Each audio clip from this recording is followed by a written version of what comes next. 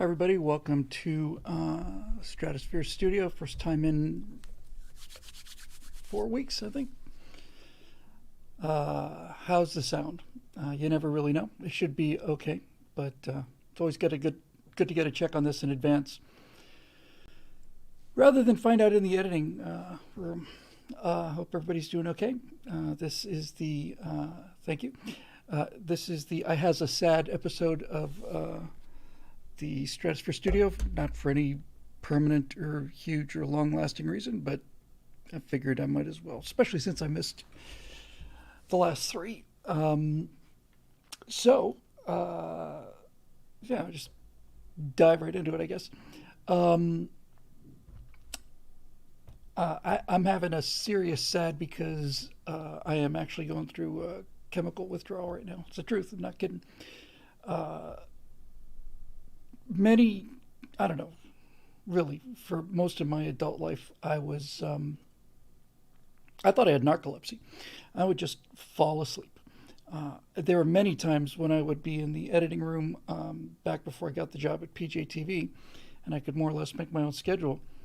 I'd have a room full of producers, well, four producers behind me on a couch, and I'm at an editing station, an Avid editing station, and I'm falling asleep in the middle of the day while this thing is running, and and it wasn't fun. I really, really thought I had like some kind of narcolepsy. There's a picture, I didn't pull it. I should have.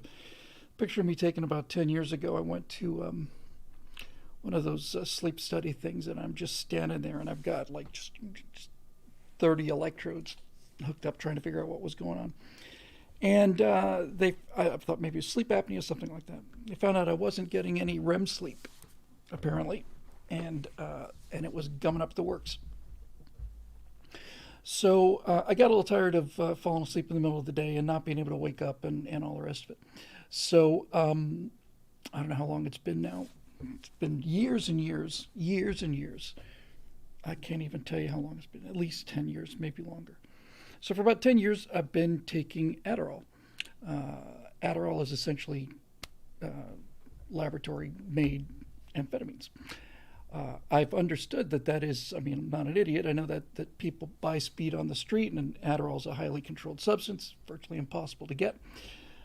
And I have never understood any of this. I have never seen I guess I've never seen what speed does to people because I've always been starting out from maybe some from so far back behind the starting line. But in any event, I've been on 20 milligrams of Adderall every day for oof, 10 years, 20, 15, I don't know, some long period of time. And BAMO, it solved the problem. 20 milligrams in the morning, and occasionally, if I was doing like a long second shift, I might do 10 milligrams in the afternoon. So this is all prescribed by a psychiatrist and all the rest of this stuff. And I was actually really worked, and it does work. But there is no Adderall anymore. It's gone. It's been gone for 10 days, and it's been rare, but it's just gone. And any of these psychoactive medications, if you're going to come off them for whatever reason, you really need to walk yourself down. And I didn't get a chance to do that. It was just, I just ran out. And I've been contacting my pharmacy for the last 8 days. We don't have any. Any idea when there will be some? Nope. No idea. None. It's just plain gone. And reason I thought I would bring it up. Melatonin helps me sleep. In fact, I'm glad you mentioned that. MLD on YouTube said try melatonin. I don't have a problem sleeping. In fact, I just had the opposite. I usually just fall asleep like a log. But melatonin has a strange effect on me. Melatonin, I mean 2 milligrams of melatonin puts me out for a day. I just, bam, I'm out, and I can't wake up the next day. I really can't. It's really strange. But reason I thought I'd talk about this, because generally it's just, you know, I don't want to sound like I'm complaining or airing dirty laundry or anything, but I've talked about these kind of things before in the past and thought it might be useful for some people. I'll tell you what is useful. This is a widely prescribed drug, widely prescribed, and and it's just plain gone.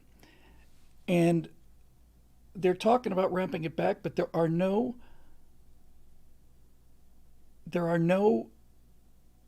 indications of when that's going to happen. So in this case, it's not like I'm out of insulin. I'm just unable to wake up or focus, and occasionally suicidal thoughts enter my head. But I'm not worried about those. Those are just, that's the medication talking, or the lack of medication. Um, and Taps 556 says, if you tried going for a jog and doing push-ups, that would solve the problem. I have no doubt that would do 80% of it. I haven't done that because I'm not in any condition to exercise. But here's the thing. Here's why I bring it up. I've done some caffeine helps, but a little too much caffeine makes me sick, and it really just began to realize that's just no. This is just chemical withdrawal, and like I said, I didn't get to wrap myself down. Just stop. That's bad. Makes it much worse. Um, so, uh, and Eric says, and that's why every day you must thank God you have a wife to keep you alive. Well, she's in Bali. She's in Bali because her daughter is my stepdaughter is in Bali. Bali, it's a strange place to be. Yeah, stepdaughter Diana lives in Sochi, which is in southern Russia, and I did the um, got out the Google Earth and did the little tape measure thing. They're about 430 miles away from the nearest fighting. That's not hard for Natasha to try to talk her down off of that, try to convince her that there's no particular reason why the Ukrainians would invade Russia and then immediately, lay siege to Sochi. But that's sometimes how some fears and some worries are just irrational, and there's nothing I can do about them anyway. So things got very bad for Diana in Sochi. She's a photographer, and as the sanctions have just gotten worse and worse over the years, those kind of sort of luxury professions go out. But the bottom line is, she'd been married and has been divorced for several years, and there are no men in Sochi anymore. There really aren't any men in Russia anymore. They're just either gone to Ukraine, or they're in the process of training to go to Ukraine, or they got the hell out of Sochi and the rest of the country to not go to Ukraine. So she had a chance to get out. Now, Natasha hadn't seen her for almost 2 years.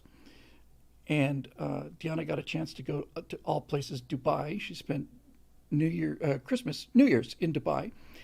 And Natasha and Diana and I have been talking about, where can she go that's not Russia? Turned out there's a lot of Russians living in Bali.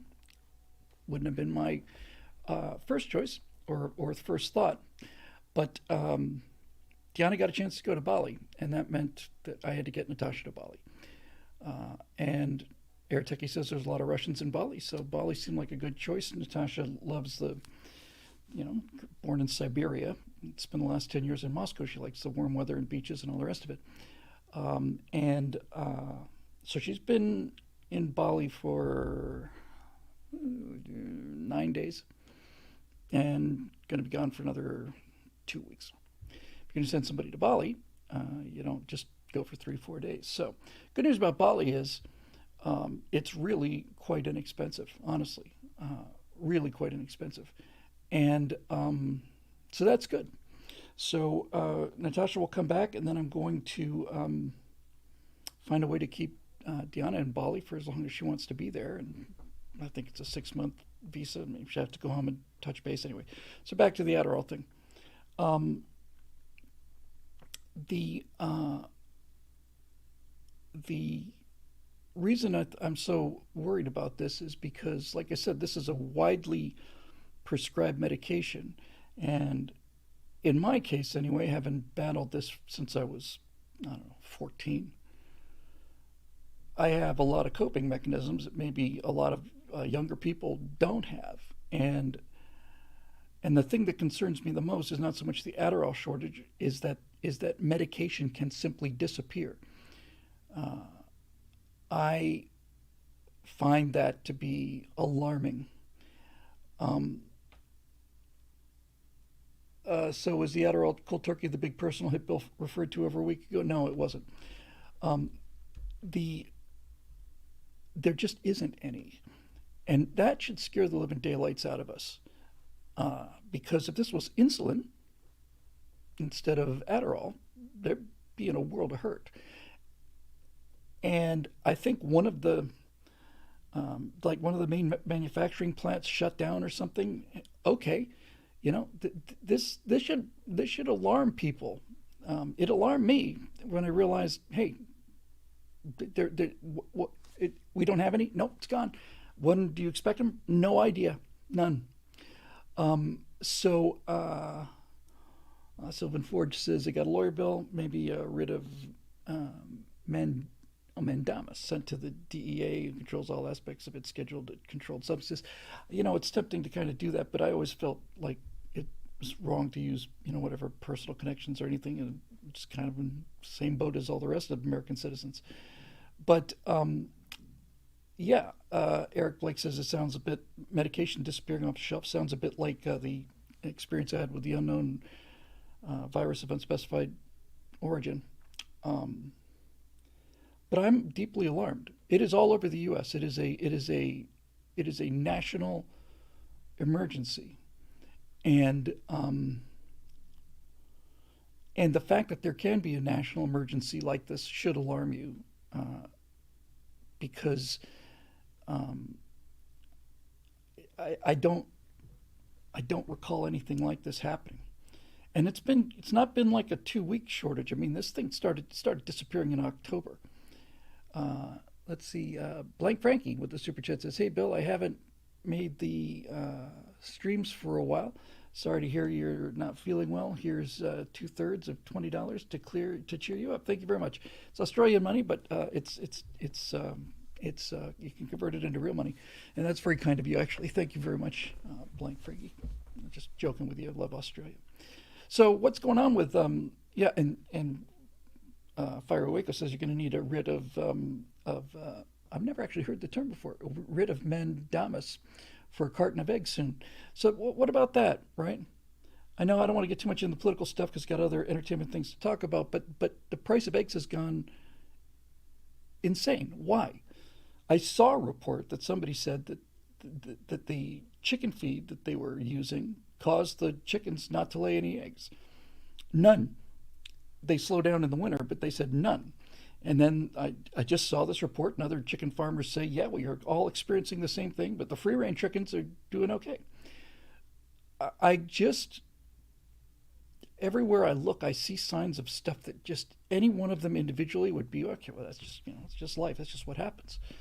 But I don't know, I, I, I don't know.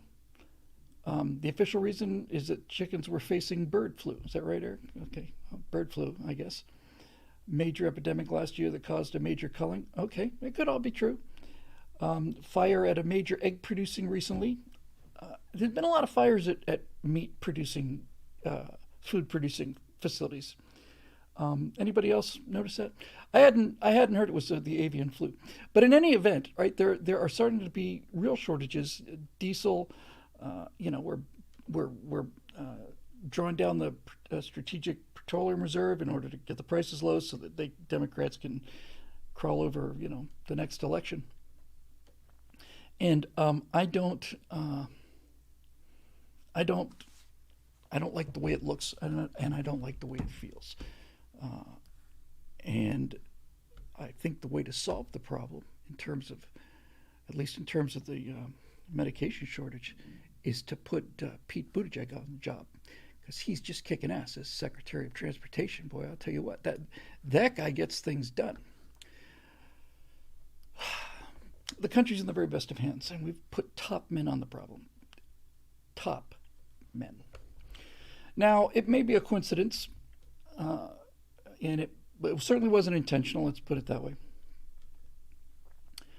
But it's been very difficult for me to concentrate. I was just rolling on these scripts. I got I got a whole third of a script done in one morning, and then I got more of it done on the trip when I was in Savannah last week. That's why I had to miss last Stratosphere Studio.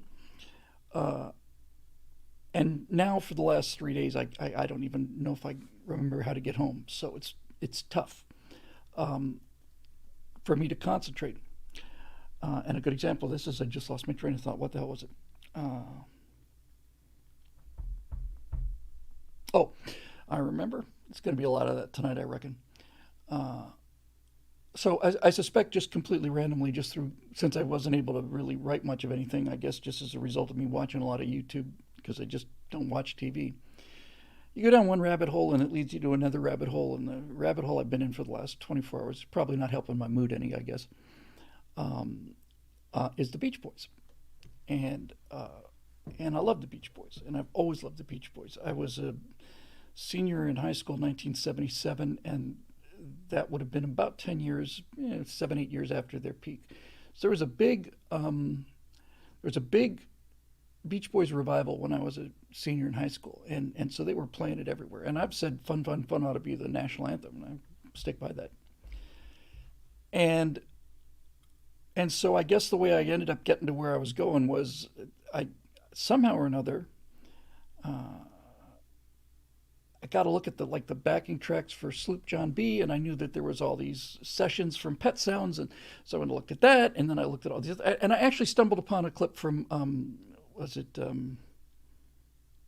Love and Mercy, um, the biopic where Paul Dano plays Brian Wilson, and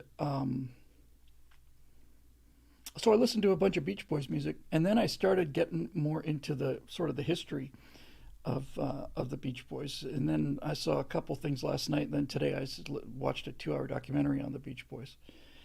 And even before, because I didn't know an awful lot about the history of the band, I knew I knew Brian Wilson was nuts, and I knew about the psychiatrist who controlled him, and I knew about the Wrecking Crew too, and I knew that the Wrecking Crew, just for those of you unfamiliar with it, there's a great documentary out about the Wrecking Crew. There's a bunch of studio musicians who got together just randomly.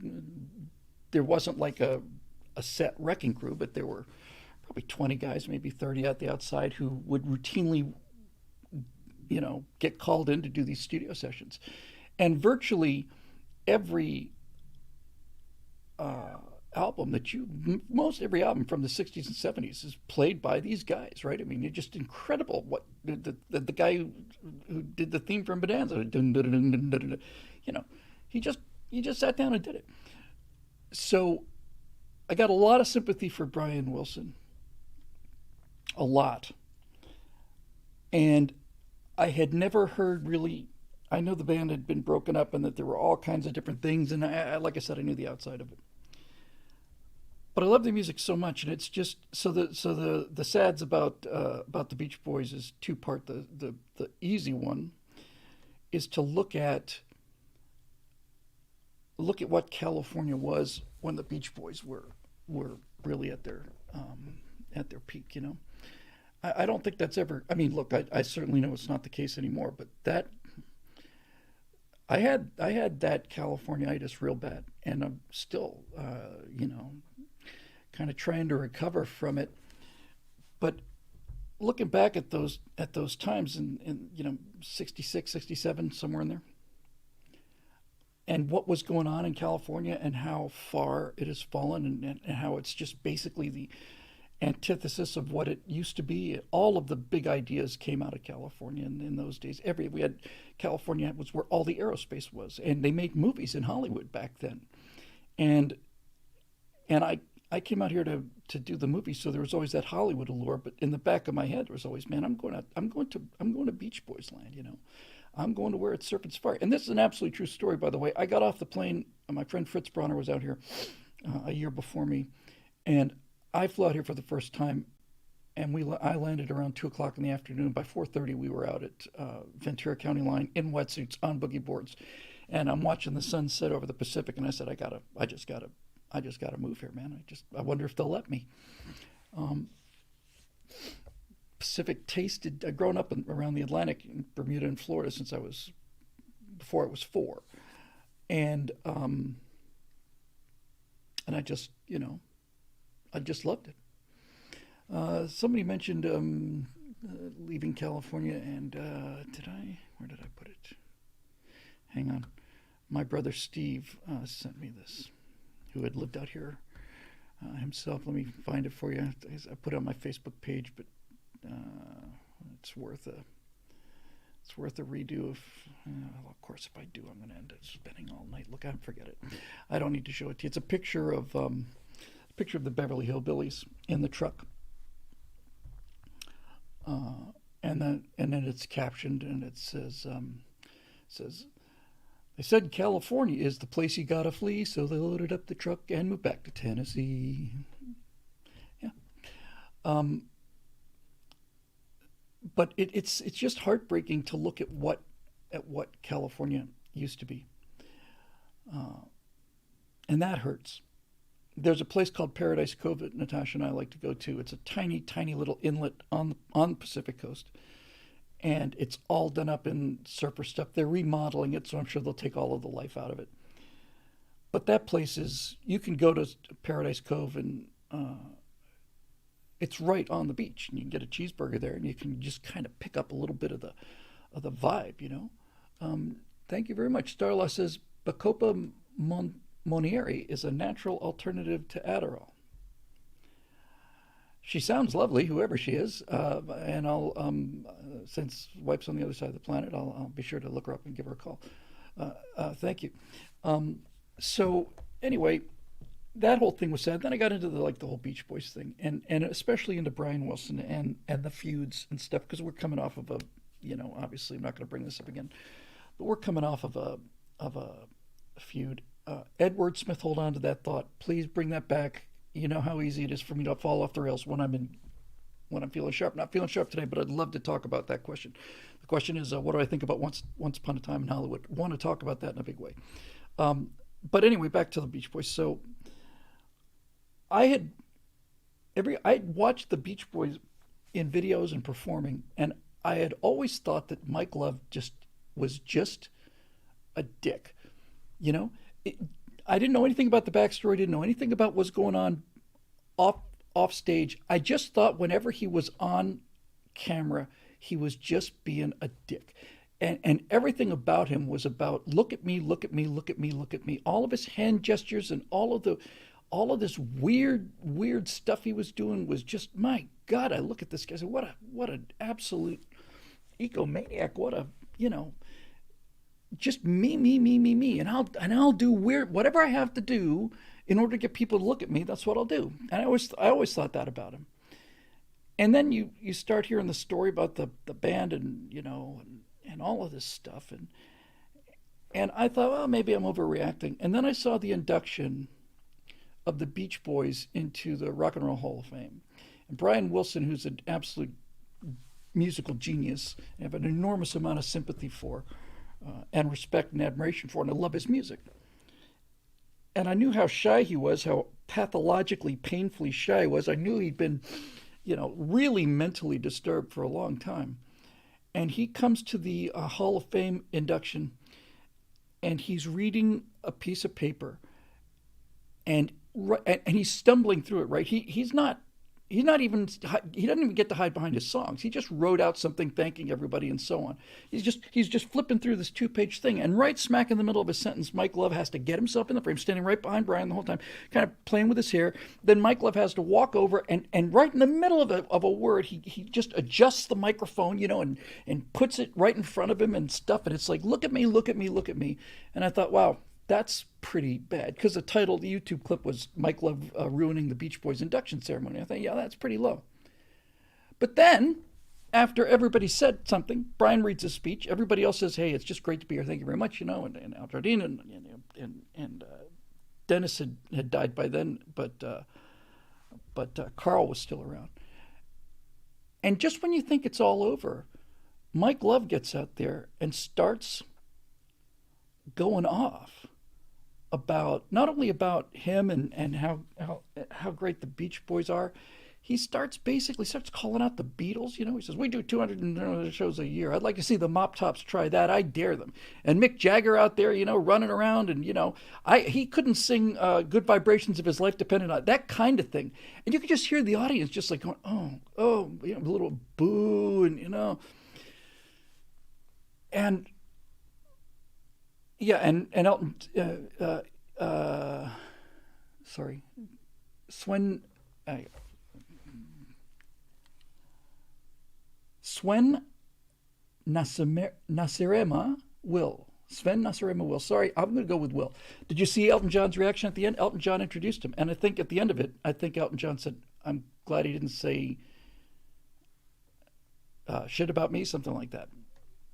So I'm just trying to think, Sven. Is it Sven or Sven? So I'm going to go with Sven. Okay, Sven. And I'm just thinking, there was no camera on Brian. He might have left the stage. But that must have just ripped his guts out. And every time I see Mike Love, I just can't stand the guy. Especially if you watch the studio sessions. He's always bitching and complaining. And they did in Love and Mercy, they did the recording of he called Mick Jagger chicken shit. Yeah, that's in front of musicians, right at the Rock and Roll Hall of Fame at the induction of the Beach Boys. And I had long ago seen the Pet Sounds sessions, recovered the video of the Pet Sounds. I've got the audio of it on my phone. And both in the actual documentary sessions and in Love and Mercy, Mike is just sitting there complaining. It's like we're doing, Brian's doing take 32 with the cellos or something because he's using cellos as percussion, and he's like, all right, let's do it again. And it's like, God damn it, Brian, we've done this 32 times, And Brian just says, Mike, if you don't want to be here, you're welcome to leave. Let's back to the cellos. And you watch Brian Wilson work. You watch what he's doing. You listen to what he's doing. I don't have a strong musical background. I know enough about, I guess enough about it to talk a little bit about it. Don't be an idiot about music. Talk about it. But watching Brian Wilson talk to the cellist, the professional cellist, I guess they were all part of the Wrecking Crew. And they're doing the whoop, whoop, whoop, whoop, whoop, whoop, whoop, whoop, whoop, whoop. And he says, I know I needed to be sharper than that. You need to you guys are the percussion section now. That's what he said. You're the rhythm section. So it needs to be whoop, whoop, whoop, whoop. It's like, what? He's asking the guitar player to play or a bass player to play, was one of the women in the Wrecking Crew, said, I want you to play this in like a different key. She says, it doesn't make any sense. It makes sense in my head. Try it. So she tries it and it's wonderful. And so you've got this guy who's just so shy and bright and tormented and brilliant, and then his cousin Mike Love is just an arrogant, vain, nasty narcissist. And I don't know how much of this is due to this. I bet you there's a significant amount of it. Everybody in the band is all looking, every album cover, every performance, everybody's looking, they got the 60s haircuts, except for Mike Love, who's always wearing a cap, always. It's because he started losing his hair in high school, right? And I can't help but think that has something to do with it. Anyway, so you're at the point now where Mike Love, and they hired, was it Brian Johnson? They hired a guy to sing, because when Brian wouldn't go on the road or couldn't anymore, hired another guy to sing. He wasn't one of the Wilsons, and it wasn't Aldrin, and it wasn't Mike Love. So they hired a new guy. I would say Brian. No. Anyway, so Mike Love sues Brian Wilson, and now Mike Love and this other guy, and it'll come up in a second, Bruce, he seemed like an okay guy. Bruce Johnson, thank you. Now, Mike Love and Bruce Johnson Mike Love owns the name Beach Boys. He owns it. It's his. Brian Wilson can't go out and be part of the Beach Boys. And Al Jardine went out and wanted and was calling himself Al Jardine of the Beach Boys, or the Beach Boys family with Al Jardine, something like that. Mike Love sued him and said, nope, you don't get to say anything about the Beach Boys in your name, Al. You know, it's just so low. And Brian now, and even, you know, he once he started doing the drugs, he was just, you know, he put a sandlot inside his apartment, inside his house, and then somewhere in the corner he had an Indian teepee, and in there is where they did all the acid and all the drugs, and and Brian got cooked, and he's better, but he's not fully here. You watch him now. And so they're saying, you know, so you got Al Jardine out there touring, you got Bruce and Mike Love out there touring. Dennis drowned in late '60s. Then Carl died of lung cancer, and then Brian is out there with Brian was out and he was listening to a band that was the Wonderkins, the Wonder Buttons, something like that. He's out there and he just catches this band that's like playing Beach Boys cover band, and he says, "You guys are great. You want to come out on the road with me?" I said, "Yeah, we'll be happy to come out on the road with you, you know, Brian Wilson." So you got all three of these guys out there touring now, right? So the big question is, well, are they ever going to get together? And this is all still pretty old news. And Al says, "I'd love to. Brian Wilson was my best friend. We were the Oneaters, yeah. The Oneaters. That's an inside joke for those of you who ever see that thing you do. It's the Wondermints. Great." So Al says, I'd love to. I'd love to go out on tour with them again. I don't know how to reach Brian anymore. I don't think he wasn't taking my calls. And then they asked Mike Love, would you be willing to do it? Well, if Brian is in for it, you know, I think it'd be great. We're going to have a genuine Beach Boys reunion. Then they asked Brian Wilson if he wants to go out and sing with the surviving members of the band. He said, no, not a chance. I said, can you say why, Brian? Interview's off camera. And he says, because I don't like Mike Love. I can't stand him. I can take 5 minutes with him and that's it. Everything about him is just so ego oriented and so, you know, I just no, not going to do it. And you know, it's just, you want to say, oh, it's just really too bad and you wish it didn't happen. And there's a lot of that. But he also comes back to a thing that Peter Bart and Peter Guber have talked about, and Critical Drinker's done one or two of these things. And that is that in many cases, the best product comes from a very stressful set. The Godfather was no fun to be on, and neither was Apocalypse Now, and a bunch of other great movies were just horrible to be with. Island of Dr. Moreau was a horrible set too, and that was garbage, so it's not a guarantee or anything. Eric says he's very curious to know what Mike's side of the story is. Well, I've heard Mike's side of the story. Mike claims that he wrote everything, and he did apparently win a lawsuit against Brian for not getting adequate credit and all this stuff. But to me, you just have to watch the guy. And I don't know what makes me say this, except I guess it makes sense. Do you know who Mike Love actually reminds me of? This will probably blow your mind. But I'd be curious to know how many people watching the show live see this. I'm watching Mike Love doing what he's doing, and he reminds me of Buzz Aldrin. He reminds me of Buzz Aldrin.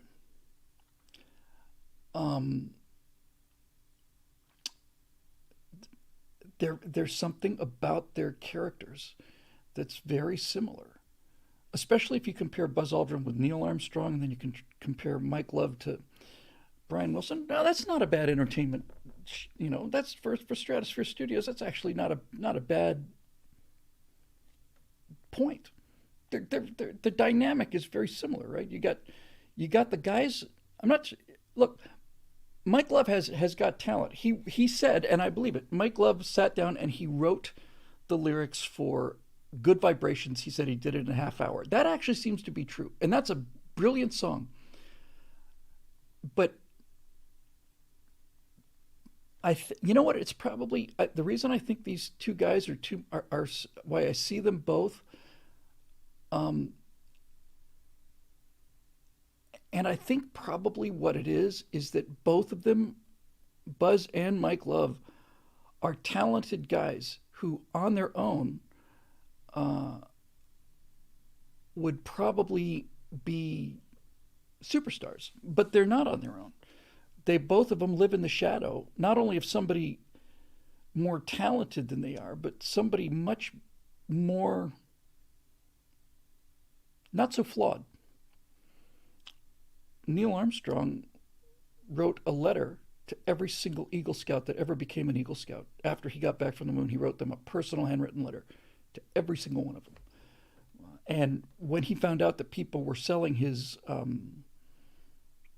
autographs or making money off of forging his autographs, he stopped giving autographs. Neil Armstrong could have made a fortune on autographs, and he stopped doing it because he didn't want other people to rip people off. And then Buzz Aldrin is the kind of guy who will open a 7-Eleven and he'll charge $20 an autograph. They're just similar in that way. I suspect that it's just that it's got to be a terrible place to be, that second place thing. I give Buzz a lot more of a break than I do Mike Love.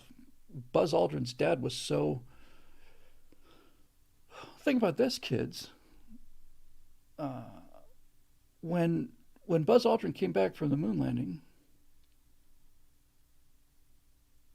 his dad said to him, "Oh, second guy on the moon?" Nobody remembers the second guy on the moon. That's got to be rough. But Buzz is not a good guy. I know a lot of people who knew a lot of the Apollo guys, and not one person had anything less than, you know, a sense of wonder when it comes time to talk about Neil Armstrong and his humility and his unbelievable talent and his grace. That's the word. And I never heard a single person say a nice thing about Buzz Aldrin. I never heard anybody say a nice thing about Chuck Yeager. I never heard anybody say a nice thing about William Shatner. Uh, yeah, we can name. Dave Big Booty says we can name the fourth guy on the moon. That would have been Alan Bean, I reckon. Um, yeah, thanks, Edward. Uh, in fact, probably now is a pretty good time. So anyway, it's just painful to watch, and I've always been interested in this. Natasha and I talk about this quite a bit. The sense that when you get to like stratospheric levels of real brilliance, uh, it seems almost universal that it comes with severe mental and emotional problems, and I don't believe that's a coincidence. And I don't believe that it's the entertainment business that makes them nuts. I think there's something about nutty people that allows them to put thoughts together in a way that regular people don't, and they pay a very high price for it. And I'm on the outskirts of this. I don't want to compare myself to any of those people because they're genuine geniuses. But there is something about um, there's something about emotional and psychological pain and instability that correlates to creative uh, ability. It's not 100% correlation. There's some very creative people who seem to have themselves really completely grounded, and God knows there's a lot of nutty people that can't do anything. But nevertheless, I don't know. Two people were saying that they got a chance to shake Neil Armstrong's hand. Air Tucky and Aesop's Retreat. I envy you. I wish I could have met him. He's one of my three heroes, and I remember where I was when I heard the news he had died. Um, uh, Can you believe the comedian actor once played a starship captain that inspired Kirk and Pike? Yes, absolutely. Leslie Nielsen in Forbidden Planet. There's no question about that. You look at Forbidden Planet. Forbidden Planet is there's an awful lot of Star Trek in Forbidden Planet. They don't use the transporters for transport, but they do get into these tubes, and then there's like a field. It's I think it's helping them decelerate or something like that. Yeah, and all the uniforms, and there's a lot of Star Trek, especially the original pilot of Star Trek, comes from Forbidden Planet. And Forbidden Planet is just such an astonishing movie. Dave Big Booty says they had the replicator. I didn't know that. But Forbidden Planet is such an amazing movie. We've talked about this years ago. I don't know why that film hasn't been remade.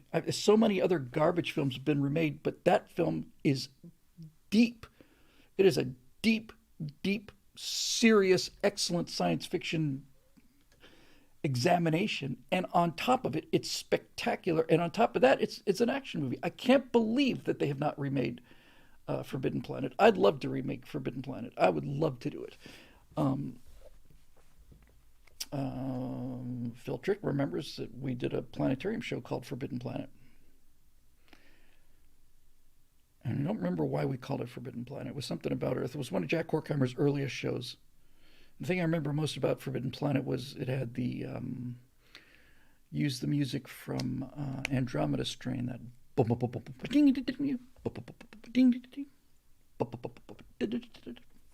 what I remember about Forbidden Planet. And Forbidden Planet had an amazing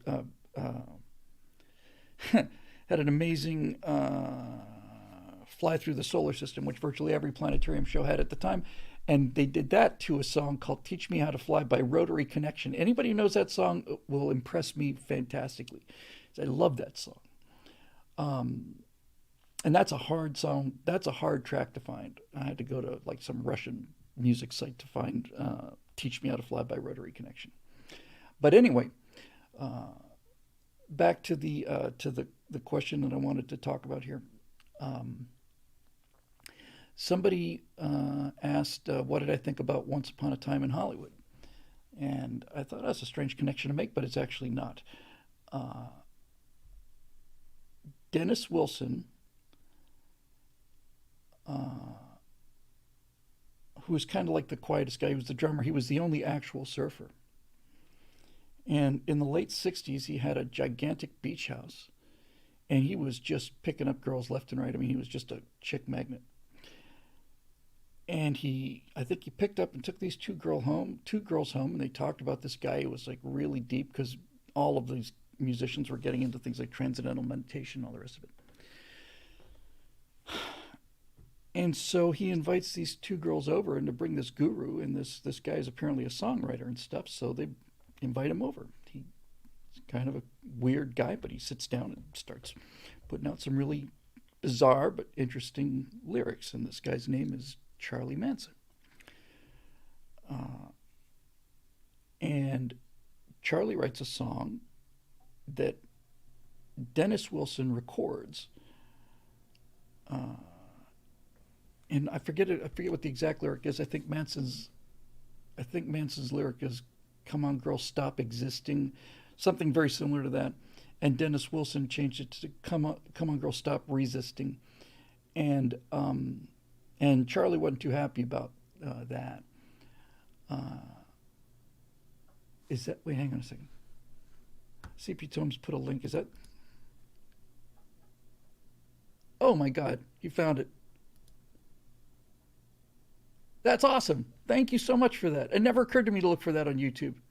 It's a 70s song, and most people aren't going to like it, but I just remember how much we love that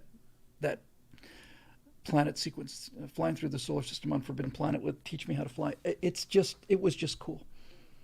Yeah, I don't think most people will like it. I just loved it. All right. So anyway, Manson then threatened to kill Dennis and kill his family. He basically said, pulled a bullet out and showed it to him and said, "This has got your kid's name on it," that kind of thing. So I guess that's where we got the question about can you talk about Once Upon a Time in Hollywood? Tap says the 70s. You mean the 1770s? Yeah, it sounds that old. It's got a slide whistle in it. And it's got like lead slide whistle. Uh, anyway, so for those of you who have not seen Once Upon a Time in Hollywood, uh, Leonardo DiCaprio plays a Hollywood movie star, fading movie star by the time you get to the late 60s. And Brad Pitt is his best friend and stunt double. And the whole movie takes place in the days prior to the Manson murders. And I knew the Tate LaBianca murders is one of the many things that I have done a deep dive into. Sometimes I find things that um, they just fascinate me, and I want to know everything there is about them. And the Tate LaBianca murders were one of them. I remember watching Helter Skelter, a TV movie when I was a kid, and the second I was done watching it, I went out and bought a three-piece suit because I wanted to look like Vincent Bugliosi, who was the guy who ended up prosecuting Manson, getting the conviction. Because Charlie didn't kill anybody with his own hands; he sent his people out. So to get Charlie on first-degree murder, you had to basically show the control of it. So Vincent Bugliosi did that. Was pretty impressive. Anyway, so since I knew what was going on, and since the movie was following Sharon Tate, as you got closer and closer and closer to this night, anybody who knew anything about the story, and I knew a lot about the story, just felt this kind of sickness, coming on. Because in the movie, Leonardo DiCaprio is the neighbor of Roman Polanski and Sharon Tate, his wife, and Roman's shooting a movie in Europe, and she's got four other guests in the house, and you spend a lot of time in this movie with the Manson family. You meet Squeaky Fromm and I used to know all the names of them. These lunatics. And Manson's there, and Tex, what's his name, is there, and they're staying out at a place, Something Ranch, which is just up the road from me here, where it used to be. It's like a movie set, Western set. Is it Spalding Ranch? Maybe something like that. Anyway, so here comes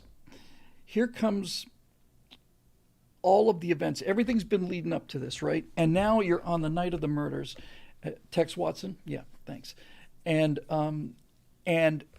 you see them coming up, and here's Tex, and he's got his gun, and here are the two other, three of the other chicks, and they've got their knives, and they're going to go up, and we know what we're going to do. We've already met Sharon Tate and all of her friends, and you're watching this with this sense like, here it comes, here it comes. Just like every other Hollywood movie ever made, now I'm going to end up feeling really bad because, thank you, Chase. I'll get to that in a second if I can for both of those. Spawn Ranch, thanks. Spawn, yeah.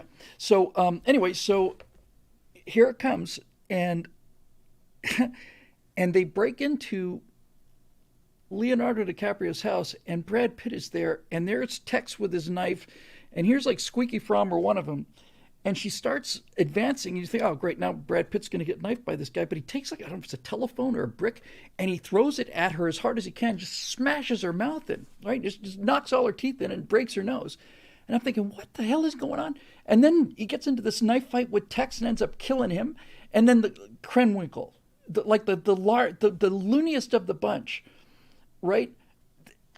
She's the one who's going to go up and hack these people to bits. We've already set up earlier in the thing that Leonardo DiCaprio got to keep a flamethrower from a movie that he did earlier. He's got an operational flamethrower in his garage.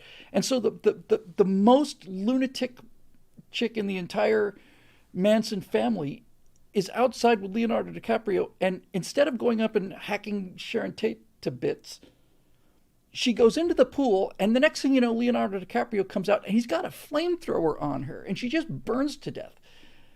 And once I realized what was going on, I realized for yet again that Tarantino is an absolute genius, not just because he writes such great dialogues, dialogue. Because I don't know if any other film director has the confidence of Quentin Tarantino.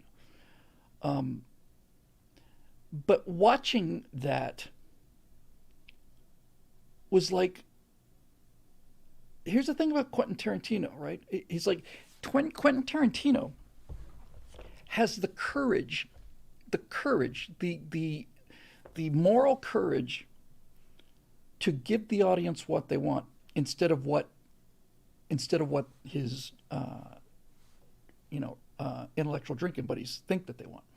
Instead of giving you this feel sick to your stomach ending, he gives you exactly what you want. I've been sitting here looking at these Manson murderers for what, 60 years almost? No, 50. And and and now I get to see what should have happened, right? Cameron C says that he had the balls to kill Hitler in a World War II movie. So that scene in Inglourious Bastards where he ends up killing Hitler and stuff. I thought, what's going on there? I'm not quite sure about that. But when he did it in Once Upon a Time in Hollywood, wow. And there's one thing, Natasha grew up watching American movies, and I got a chance to introduce her to James Woods. The movie that they allowed them to show was Once Upon a Time in America. So she met James Woods. I was like, wow. And there's a scene in Once Upon a Time in Hollywood where it's the night of the murder, and Leonardo DiCaprio and Brad Pitt go into this restaurant to have a bite, and they go to Casa Vega, which is about maybe a quarter mile from my house. Natasha and I walk to Casa Vega a lot. Um, and that's a strange, cool feeling to see these guys like walking through this door that Casa Vega is this really ornate, heavy black door. I'm watching those guys in there, and then they're in the corner. And then after we saw the movie, we went to Casa Vega a couple nights later. It's like, they're sitting right there, Brad Pitt and Leonardo DiCaprio. It's almost impossible to not be affected by that kind of star power. But anyway, it was just great. And getting questions here from DKS 13827 saying, that Terry Melcher lived there, right? And Mark Lindsay.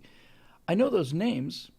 Is that at the La Bianca house? I mean, I'm sorry, at the Tate house, because that house was there until very recently. They just demolished it not too long ago. But it had people living in it afterwards as well. But yeah, Edward Smith has a great point here. He says Tarantino's characters may drink too much and take too many drugs, but they know right from wrong. That's actually a really profound thing. They do know right from wrong. So anyway, a lot of people think that after the murders, Dennis Wilson just started drinking. He had a drinking problem before that, but he just started drinking, couldn't stop. And people who know him said that one of the reasons he was drinking so heavily was because he introduced Charlie Manson to the Hollywood scene, and he felt responsible for it. It's just a lot of tragedy in there for people that wrote such, wholesome is not the word I really want to apply to a band, but it was just clean. It was clean. It was clean music. And then in the movie, Tarantino gives you, and at the end of it, by the way, after it's all over, after all the Manson guys are nuts, Sharon Tate, 8 months pregnant, comes walking down the driveway and says, "Well, what happened? A little disturbance," and get the feeling maybe they're gonna, maybe she's gonna, she's okay. Everybody up there's fine. They're not lying on their yards with, all of a sudden. Melcher the guy?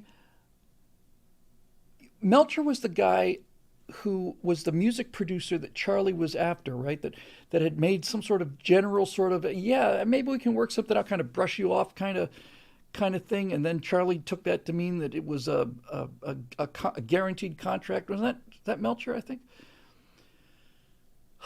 Charlie Manson. By the way, this I can show you. I am at the point now in the Empire of Terror stuff where I'm writing about the death of Lenin. Take a look at this.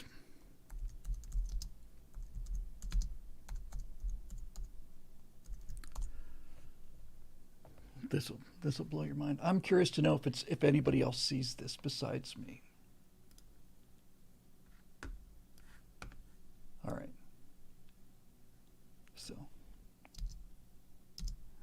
Okay, so Lenin, guy who started the communist revolution, architect of all of that murder.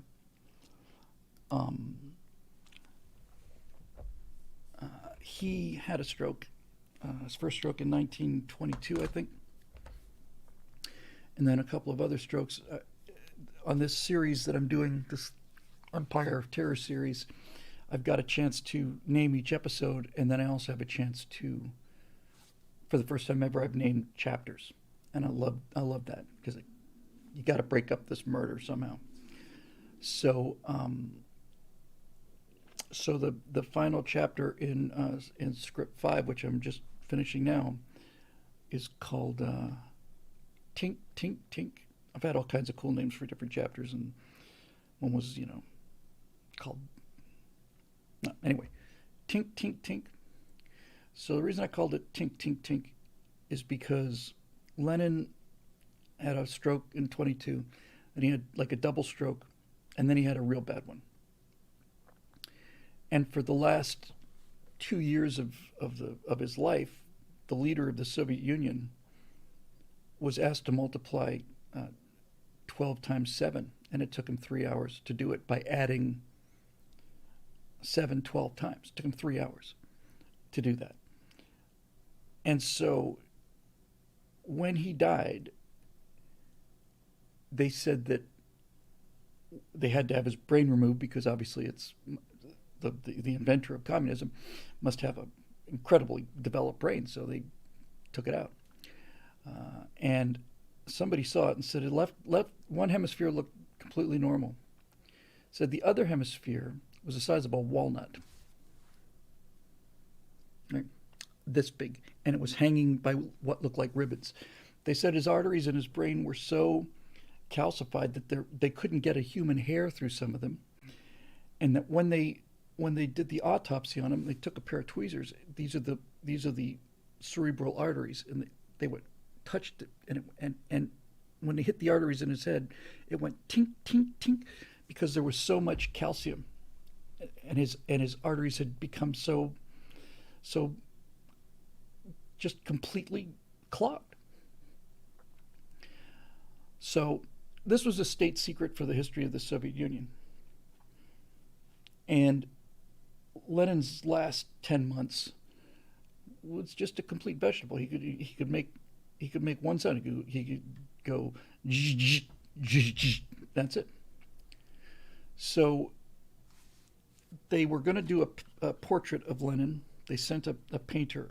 I think it was a painter. Yeah, sent a painter to do a portrait of Lenin. And the second that they saw Lenin, they said, "No, we can't do this because he's so."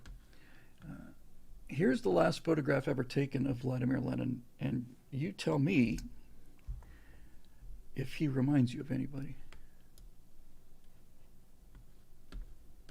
Because he reminds me of somebody. Let me see if I can just make him a little bit bigger there. Any guesses?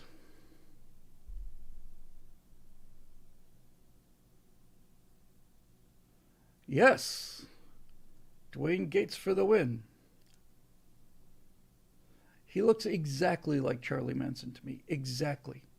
He has that same, his eyes are the same shape, and he's got that wide-eyed kind of nutcase look.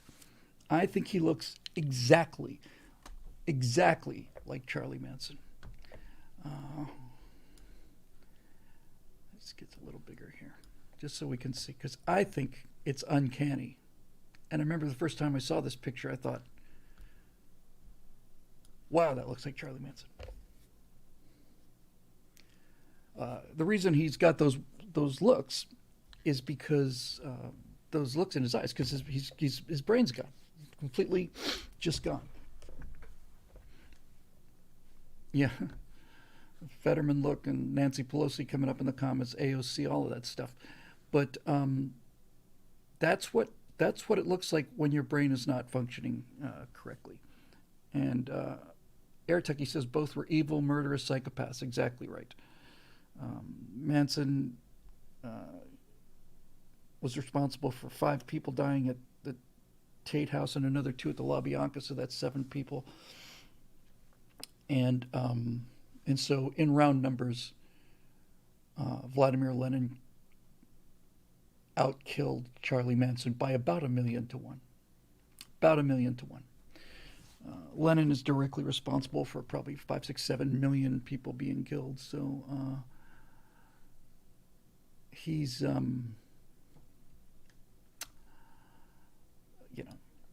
he's the GOAT. All right, so a couple other things to talk about and show you real quick.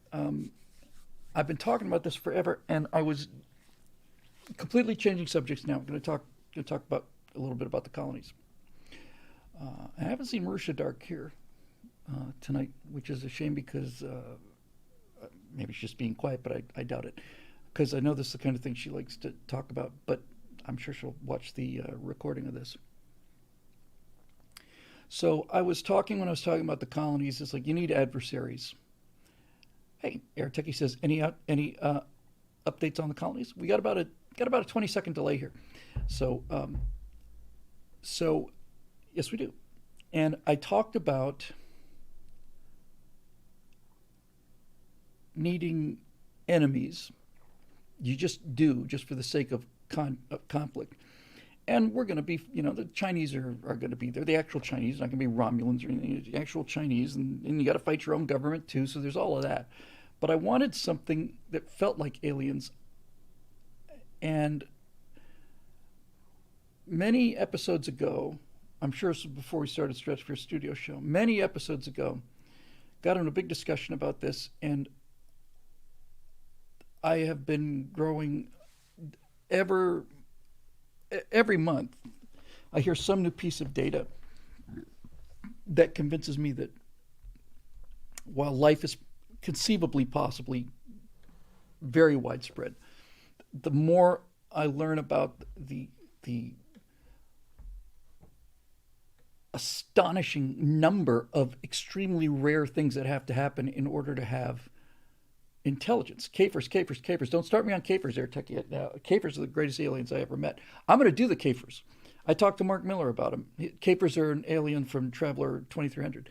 I'm not going to make them spacefaring because I can't pull it off, but I'm going to have them there because they're just fantastic. So look, my attitude is, I don't think that there's, I think intelligent life, look, you got trillions of stars, so obviously planets, so obviously there's going to be some intelligent life, but I don't think it's very rare. And I did see the grabby aliens thing too, that whole argument. So I think that intelligent life is exceedingly rare. Let me rephrase that. Technological societies, exceedingly rare. Exceedingly. And every time you have aliens in a science fiction story, they're at almost precisely exactly the same tech level as us. And that's four levels of coincidence past where I want to go. I'm not even going to have them run into a technological society, but the idea that these two species would not only run into each other, but would run into each other at precisely the same tech level, exactly the same tech level. Because if they're not, it's not a fight, right? It's like, you take the United States Air Force against the Vikings. It doesn't matter how tough the Vikings are. Right? If you take the United States Navy, Air Force, Marines, and Army, the Vikings are going to get wiped out, and very likely we won't take a single casualty. That's what happens when you've got 1,300 years of technology advancement. So, all of that to say, I am not going to do aliens because I find them exceedingly unlikely, and I'm certainly not going to use aliens as a technological adversary because that's unlikely cubed. Now, what am I going to do? Well, I talked about this before. I'm going to split humanity three ways, the human species. One branch will be um, unaltered, just because of what happened. They just don't want to go down either of these other two paths. One path is going to be the path of cybernetic enhancements, and these are going to be the people because number one, I find it feasible, and number two, it's just cool. That whole William Gibson 1980s burning chrome count zero uh, typical cyber future that is that Ridley Scott designed. I mean, Ridley Scott designed the future. The every spaceship now and every colony now, every base, it all looks exactly the same as Blade Runner or Aliens, right? Alien, dark, you know, on board the Nostromo, dark, steam issuing, a lot of metal, things just dripping, just this kind of nasty pre-industrial, early industrial age thing. So he invented the future, but I do like the cybernetic things a lot. And then I said the other thing was that I wanted to do was I wanted to take the third branch, and this branch decides to go full on genetic modification of their own DNA. And had a discussion about that many months ago about I don't want them to look human. But they have to look human because they are.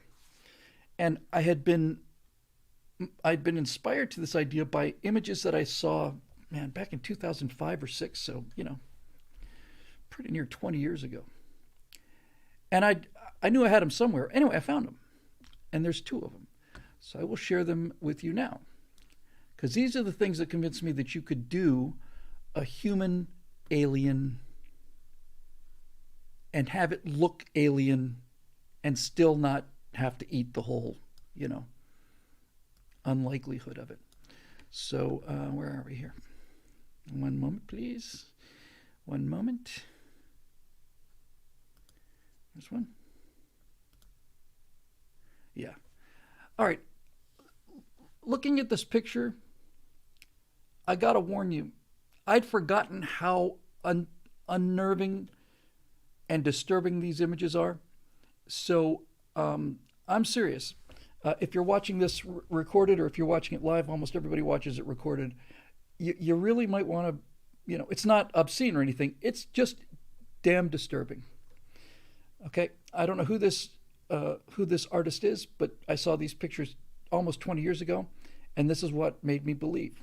So I've got two of them, and this is what that branch of humanity that decides they're going to go off and just custom design they're not only going to custom design their physical features, going to custom design their psychology, right? They're going to, instead of looking for big open planets to live on, they said, wouldn't it just be easier to create a genetic human who doesn't want to do anything outdoors? The only time they feel comfortable is inside a small pressurized tube. Wouldn't that be easier? Yeah. Super mutants, Eric Blake says. Okay, so here they are. There's two images, two renderings of the same super mutant. You've been warned. Here's the first one.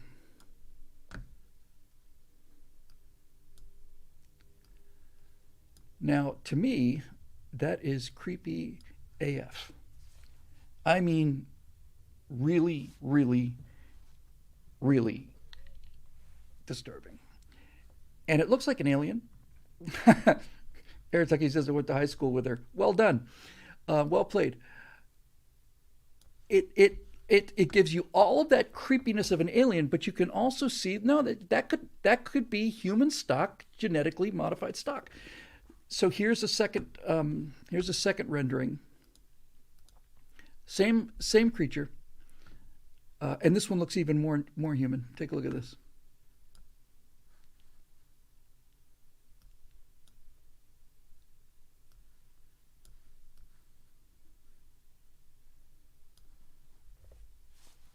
that works for me. That really does. So, I mean, you look at the hands on this.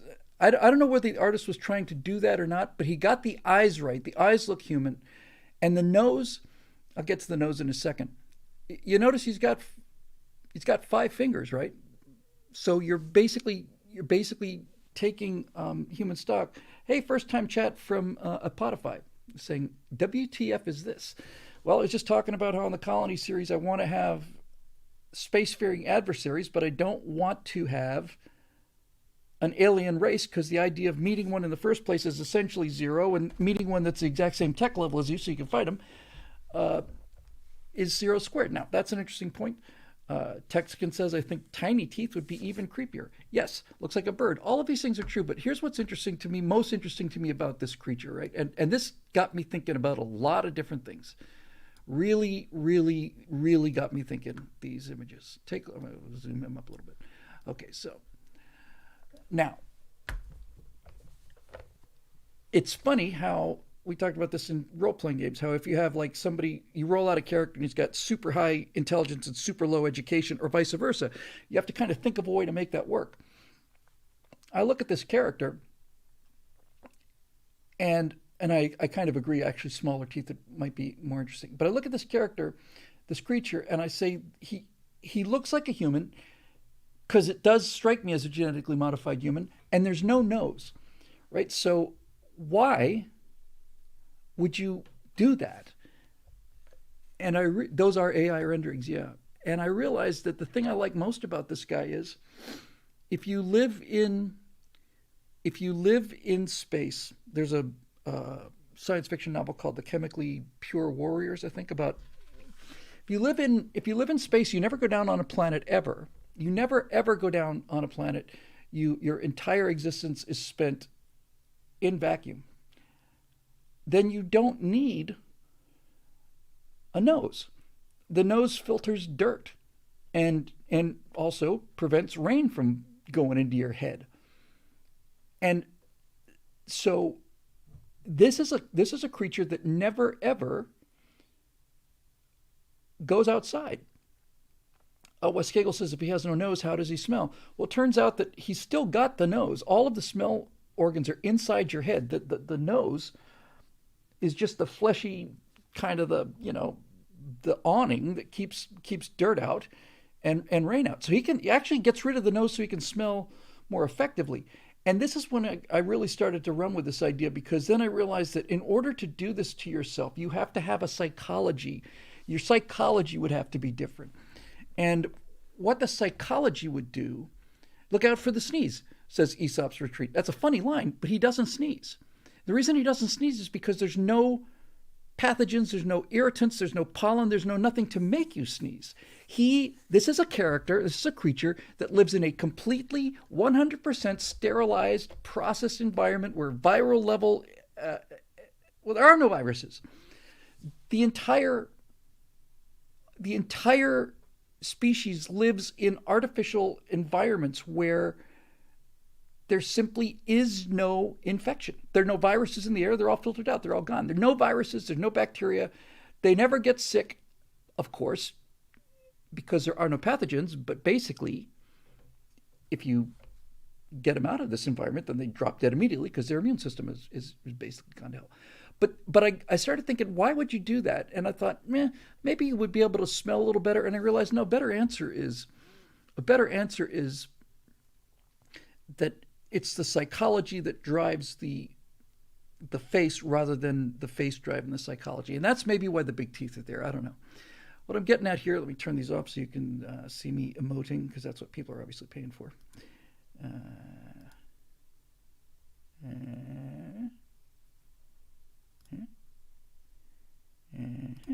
There I am. Okay. So why would you do that? It's repulsive, but it's repulsive to us. So why isn't it repulsive to them?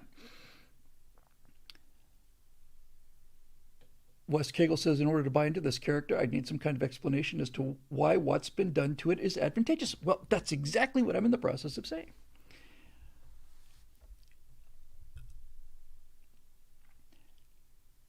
over time, over a century or so, Airteki says they want to separate themselves from humanity. Yes, they do, but I think the psychology that drives this is we are going to go for we're going to remove everything that was part of a planet bound existence. We don't need the nose, so we're not going to grow a nose. Uh, we're, we need very, very thin arms and legs and stuff because we live in a zero G environment or whatever the case may be. We don't need anything, and if they don't need it, they get rid of it. Um, they've got their, if you notice, their skull is showing through. Not that one. Uh, okay. It's like the skin and the bone have become the same kind of thing. Well, that's because there's no infection, right? So, so basically, what they're doing is their entire psychology is giving a finger to baseline humans. In their mind, they see us the way that some of these people that are just going home from the World Economic Forum, that we're just these filthy, germ covered, hairy, filthy, cell shedding, walking biology parks that are just swimming with bacteria, because we all are. And they want nothing to do with it. They have a sterile mindset. That's probably where I'm going with this. They have a they have a pathological hatred of not of human biology, but of anything that's not human biology. There are no bacteria on their ships. There are no viruses. There are no parasites.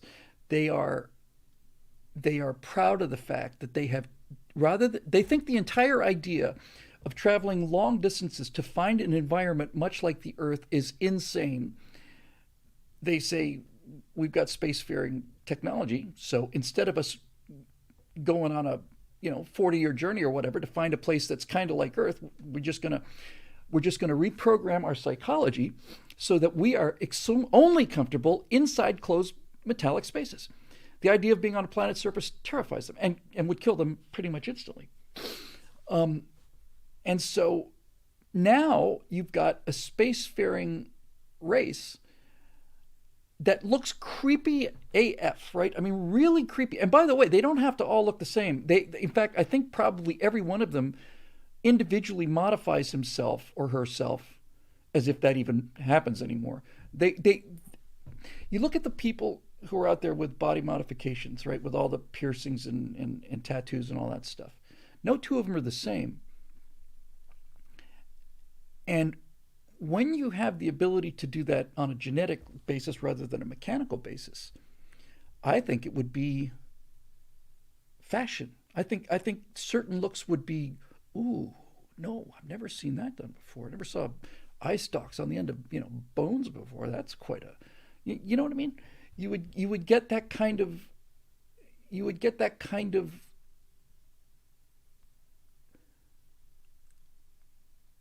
degeneracy. Degeneracy.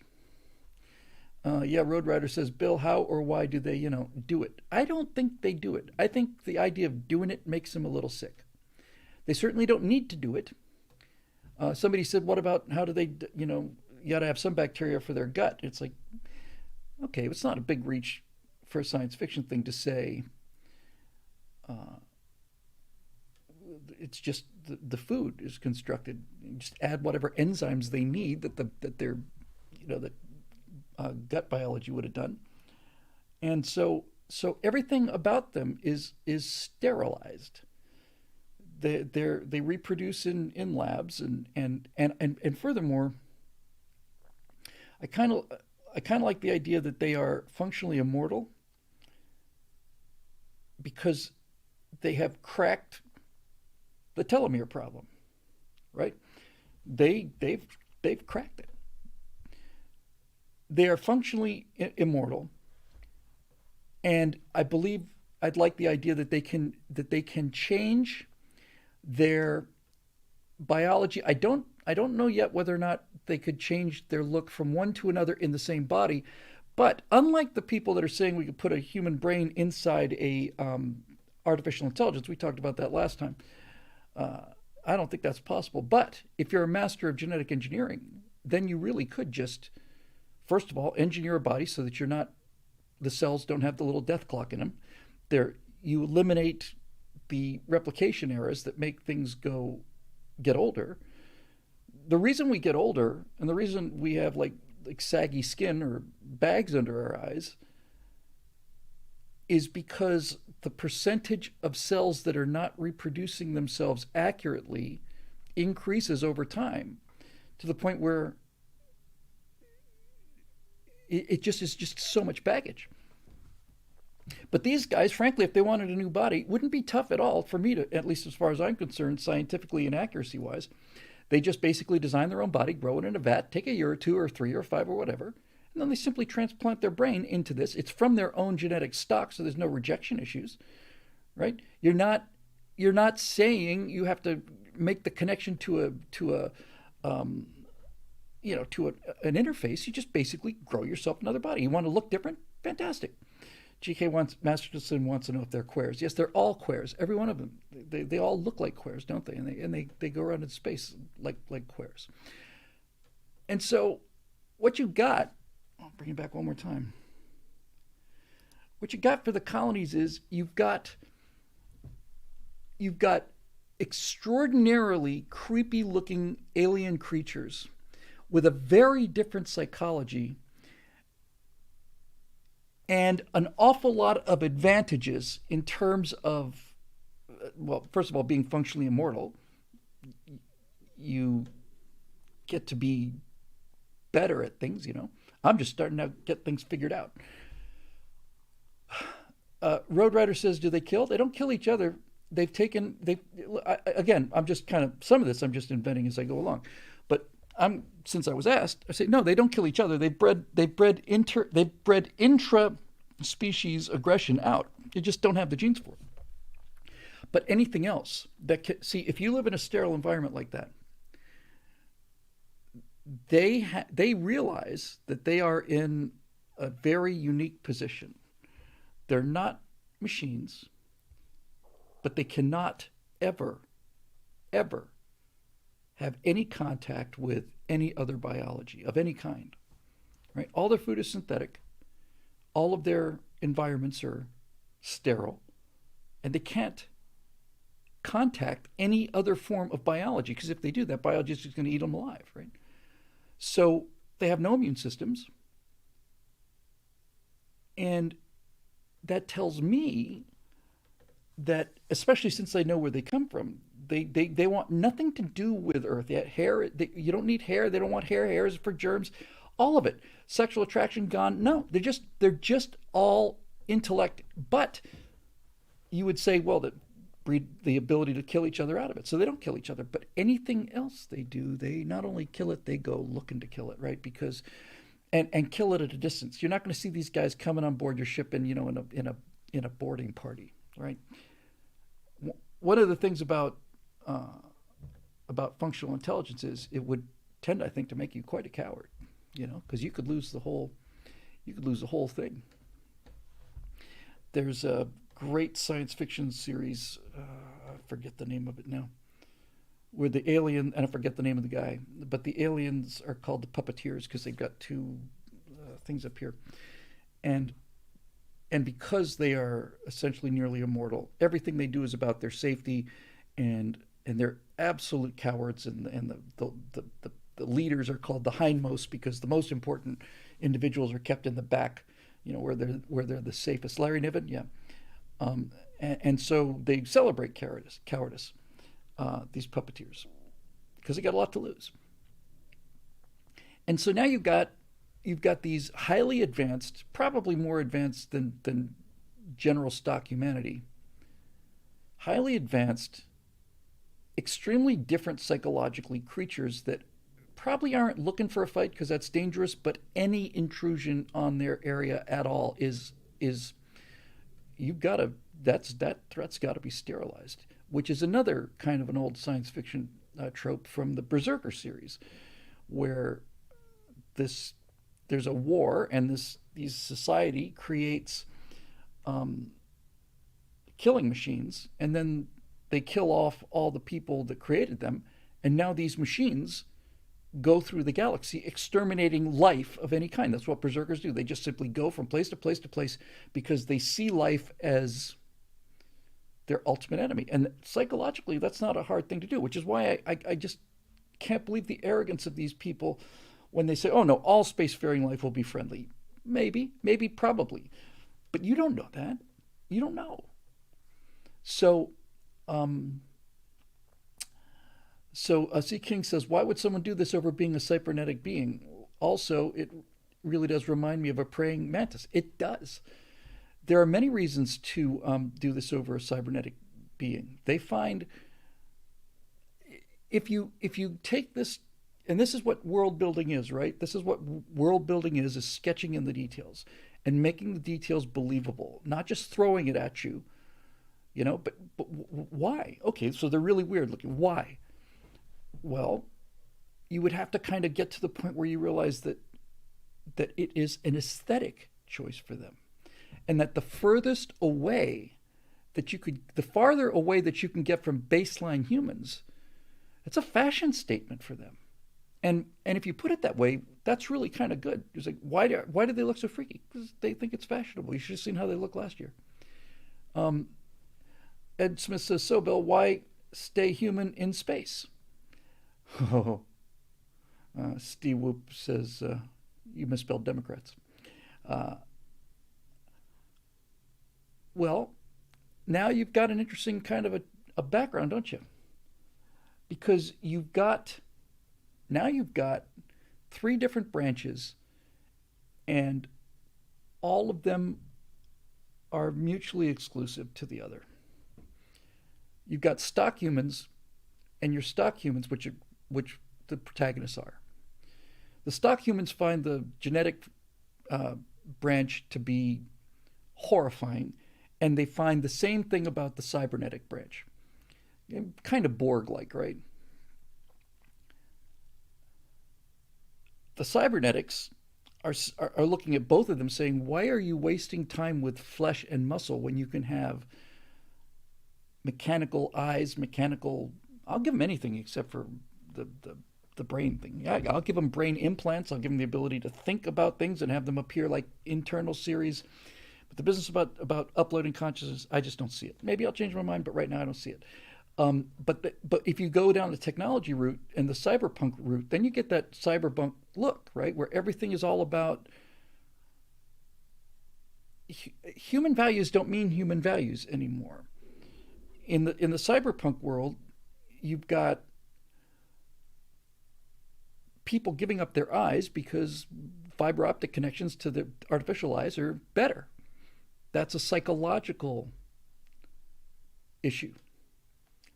And so they've got their own thing. And of course, the ones I just showed you, they just think that they think that the cybernetics it's like a halfway house. It's like, why are you trying to put mechanical things in your body and deal with all the rejection issues and the infection issues and so on when you just simply design the body the way you want it?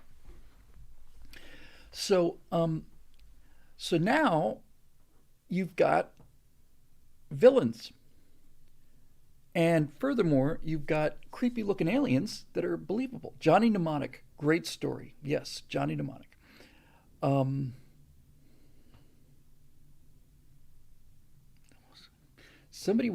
They made the movie of Johnny Mnemonic. They made it with Keanu Reeves before The Matrix. And Keanu wasn't really known for super intellectual capacity. Johnny Mnemonic's a story about if I've got the title right, it's a story about a guy who has a brain implant and he's carrying information. He's an information courier, and he uploads this information and downloads it and so on, and that's what he does. And somebody once said the idea of Keanu Reeves carrying a great deal of information in his brain was like the idea of Rosie O'Donnell trying to carry a pizza across town or something, something like that. As unlikely as Rosie O'Donnell trying to carry a pizza across town. I thought that was rather funny. So, by the way, if you've got these genetic freaks, there's no reason why they couldn't also genetically modify their own warriors, right? Breed whatever. See, this is the thing I think is interesting. They could genetically select anything, but they can't invent it. So they could make expendable bear warriors, right, that go out and do the fighting, and they just determine that these warrior caste of theirs has a certain amount of intelligence and is completely expendable because it doesn't have something else, right? You just basically, you just kind of breed them as you go. What kind of threat are we dealing with here? We got these little threats. We'll make monkeys with, vampire bat fangs and we'll give them some kind of toxin and boom. So all of those possibilities are there. And then Matt's got a great point here because he beat me to it. He says, Matt 2.0 says, I want to know what happened to Matt 1.0. Pure blood banks, are they a thing? I want the protagonists to be regular people because both of these alien branches are repulsive to me. But you could also go further in the opposite direction and say that it's entirely possible that there's a entire human philosophy that says, no, you've got to exterminate both the cybernetics and the genetic branches, right? That they're both abominations and they just need to be killed because they are, what is it where you, it's like Warhammer 40K, right? We must destroy the heretic and the mutant and the xenophobe. That's it, the xenos. We're going to kill all the aliens. We're going to kill heretics, and we're going to kill mutants. Anything's not like us, goodbye. So the more effed up you make the opposing factions in your science fiction story, the more, and this is the entire reason why you do it in the first place, you are trying to show a reflection of the real, of the current, right? You want to make a point about current events. So if you've got aliens like the one I just showed, what you're really doing is you're really making a statement on the body modification crowd here, which is getting more and more popular every day. And then if you want to go after the cyber crowd, you're making a comment on this whole kind of I live through my phone kind of thing, right? You get a chance to take those two qualities and turn them all up to 12. And then you realize, okay, what is it about unaltered humans that makes them superior to both of these branches, which in many ways are in fact superior to us? And that brings you back to the same kind of issue that Star Trek dealt with, and Lord of the Rings dealt with, and the Bible deals with. Why is it that unaltered humans are the soul of the Federation when Vulcans are faster, stronger, and smarter? Why are humans the favorite of Iluvatar when the elves are faster, smarter, stronger? And why does God love humans in a way that he doesn't love his angels who are faster, smarter, and stronger? What is it? What is it about that? I find that personally to be fascinating. And the thing I like most about it is I think certainly in the first two cases and in some kind of speculation I've seen about the angels, the thing that's not only interesting about it is that why is humanity favored, but the superior, by any measure, races, the Vulcans, the elves, and the angels, know that the humans are superior to them in some way. And they can't explain it, and it bothers them a lot. They know, elves know that humans get sick, they die after 30, 40 years. Elves live for thousands of years, never get sick. But but they know that the humans have something that they don't have. And same with the Vulcans, right? The Vulcans are geniuses. They're every one of them are just geniuses. Tolerate heat and they're so much stronger and all the rest of it. So why isn't it a Vulcan Federation? What's missing? What's missing? What's missing from the angels, right? The angels don't have the ability to sin. Well, that's obviously not true in the case of Satan and the fall, but you know what I mean? That's a really interesting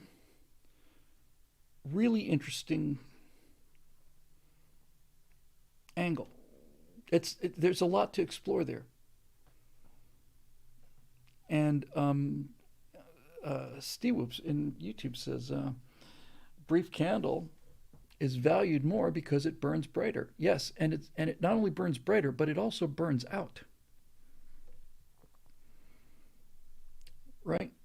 This kind of comes back to what we were talking about a few minutes ago with the genetic aliens. If you live forever, is that good? If you live forever, if you had functional immortality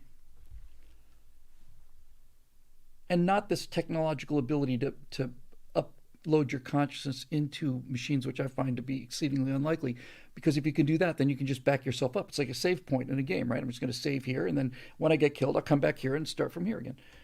But if you, let's say you don't have that, if you live forever, what does that do? CP Tomes got it right. It makes you risk averse. And then the question is, do you really live, or do you just survive? This is why I have such high respect for people that do. I don't have any respect for daredevils. People who flirt with death. That doesn't. I don't care. It doesn't. That's not what I'm talking about. But when I do look at like these guys who do the jet suits, these two guys with the jet things, one of them was killed in a crash, right? It was 26, something like that. But I've seen these guys flying around, and that's about as good as it gets if you like to fly. The guys with the jet engines and they're not. I'm not talking about the flying squirrel guys. I'm talking about this team that's got. They just put a wing on their back and they get jet engines. They fly around. I look at them, or the guys in the the flying squirrel suits, and you see them going down the side of a mountain and missing things by a couple feet, and you think that would really be cool to have not just the nerve but the willingness to die to do that. Now here's an interesting point brought up by, sorry, it's pale green, Quantum Echo. What a cool name. You like daredevils, but you love test pilots? You don't like daredevils, but you love test pilots? ? I'm so glad you asked. Test pilots are the opposite of daredevils. Test pilots have been so badly portrayed because of lazy writing that people treat test pilots like, all right, we're going to grab our helmet, we're going to go out there and push the outside of the envelope, and if we buy the farm or if we auger in or so on. And I've missed a bunch of super chats. I'm going to interrupt for a second. Jacob James says, love your work, Bill. I've been a fan since PJTV, 28 years old, currently working at Boeing as a functional test tech in Washington. Can't wait to see the rest of D is for Dungeon and the Colony series. You and Clavin are two of my heroes. Thank you very much. I don't know who the other guy is you're talking about, but it's very kind of you. I appreciate it, and thank you for the super chat, Joseph. So what does that do to them? Right? It makes them risk averse, and their experience horizon goes down to almost like a two-dimensional line. They never go outside. They don't want to go outside. They don't feel like they're in prison. They have genetically engineered their psychology so that they're comfortable in small pressurized tubes.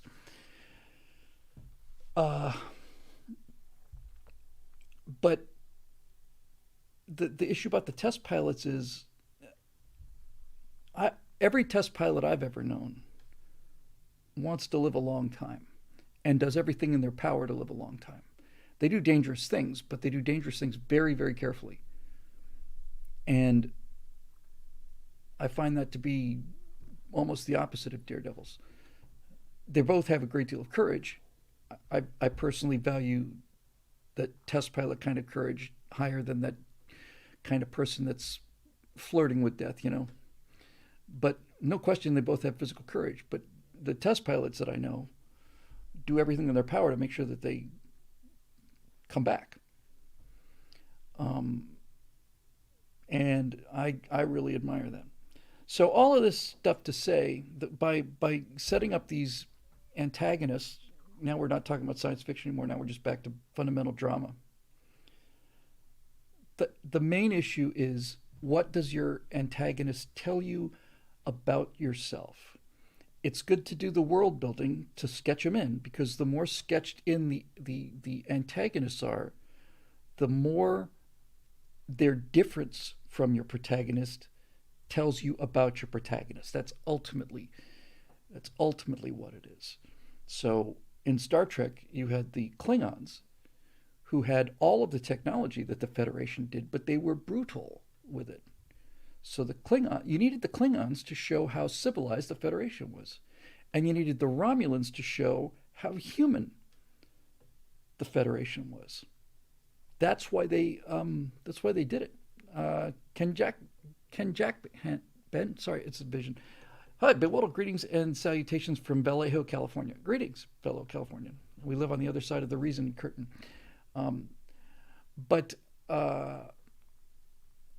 Aesop's Retreat says, Bill, you won't find a test pilot hanging from the top of a tower trying to get a selfie. Perfect. That's precisely what I'm talking about. Yes, precisely. They don't take stupid risks. Airtechie says, long live the Klingon Empire. But you see what I'm saying? The reason that you have the Klingons and the Romulans is not just so you can have space battles, although you need that. You need action. The reason that they were spun off the way they were spun off was because, what do the adversaries tell you about the Federation? Like I said, the Klingons tell you that you don't have to be brutal. You don't have to have an empire. You don't have to be space Nazis. And the Romulans tell you you don't have to be robots either. It's just very good and very clever. And I don't think I've seen an example any better than Star Trek original series when it comes to that kind of thing. Anyway, that's that.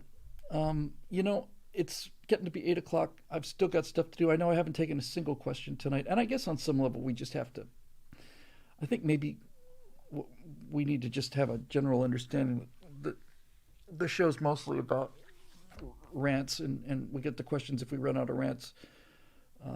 I haven't had anything to eat all day today, and I need to get some food. I've still got a couple hours of work to do here before I go.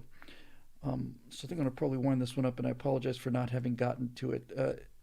Dave Big Booty with the Shatner quote, with the Captain Kirk quote. It's not that we're not going to kill; it's just that we're not going to kill today. Not going to kill today. That's it. Eric Blake says, how many weeks since the last episode? I think we missed 3 weeks in a row, consecutively. And I was out of town for one of them. I was sick for one of them. And one of them I was just, something. Hasn't been 2 months. It's been 1 month, I think. So, anyway, so I'm going to get this thing uploaded. I've got to upload a couple of other things, and then I've got some editing to do, and I've still got to get these scripts written and all the rest of this stuff. So I certainly wasn't going to miss 4 in a row. I'll try and do Facebook questions next week. Yeah, sure, that sounds good. So there that is. That'll do it for this edition of the I Has a Sad episode of the Stratosphere Studio, which actually cheered me up. Talking to you guys always cheers me up.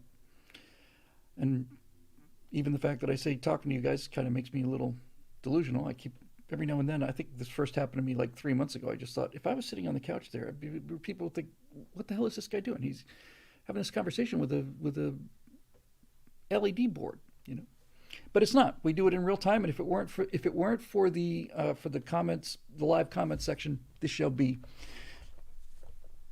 not what it is. And the viewerships are going up too, so that's something. I am, in all of my free time, first of all, trying to try and be less filled with Adderall withdrawal.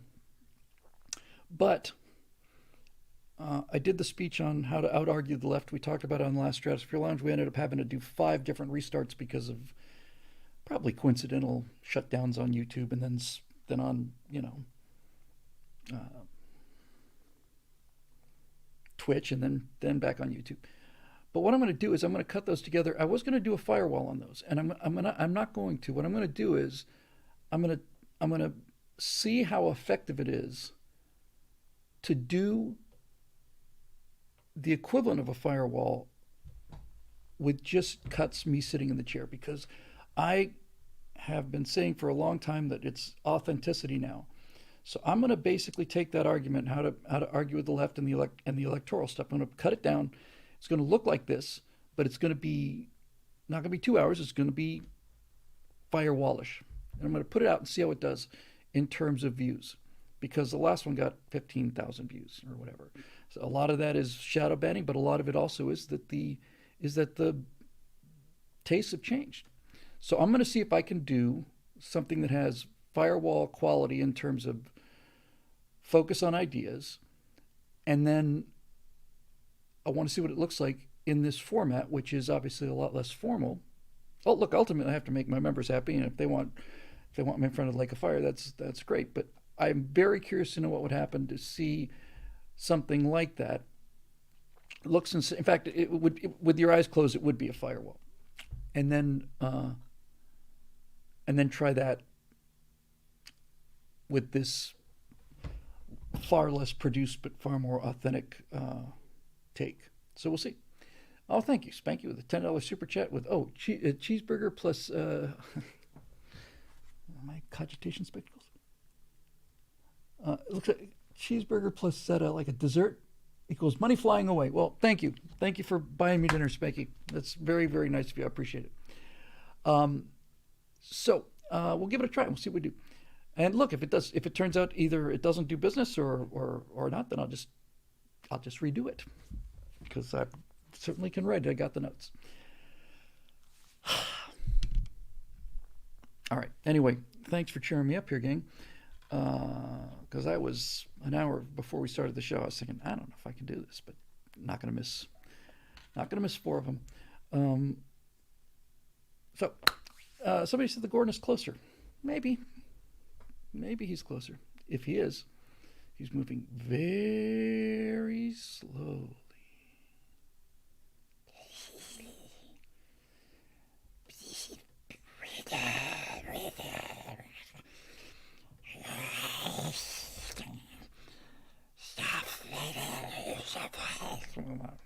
That's the best I can do. Okay. Thanks for joining us. This show's made possible by the members at BillWhittle.com, who keep the lights on and all the rest of that happy stuff, and allow me to live this life where I get to talk about these things I've always wanted to do. What a remarkable, astonishing life this is. So for those of you who are members, thank you very much, and as always, thanks for putting up with the delays and the subcompetent issues that sometimes come up. But in any event, we're very grateful. And we will see you on Thursday, I reckon, for this show. But right now, we're going to put an end to this show.